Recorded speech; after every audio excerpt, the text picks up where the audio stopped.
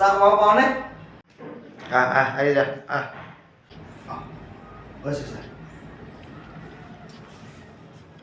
তই নিপেলাই গ'লা তই আজি স্কুল আহোঁতে কিয় দেৰি হ'ল ইমান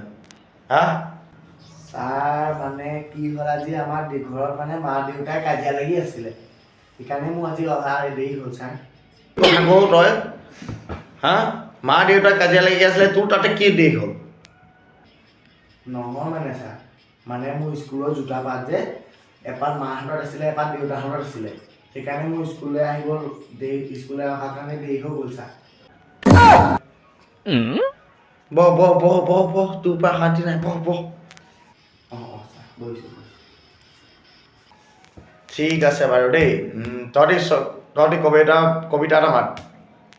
ঐ ৰাজু তই কবিতা পাত কবিতা ছাৰ কবিতা এটা ছাৰ মই জানো ন এটা ক'ম অঁ ছাৰ ছাৰ মই কওঁ